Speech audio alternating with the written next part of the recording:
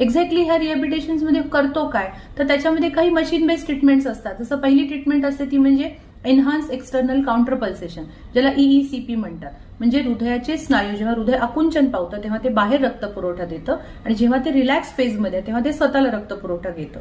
नेमकी त्याची स्वतःला रक्त पुरवठा घेणारी फेज ही मशीनकडून डायग्नोज केली जाते. कारण आपल्या बऱ्याचशा 2D इकोमध्ये आपण पाहतो की काही वेळा हृदयाची जे हृदयाकडे रक्त पुरवठा मिळणारी फेज आहे, ज्याला डायस्टॉल फेज म्हणतात, ती काही अंशी तुमची डिस्टर्ब असते. त्याचे ग्रेडेशन असतात, grade 1, grade 2, grade 3, severe, like that.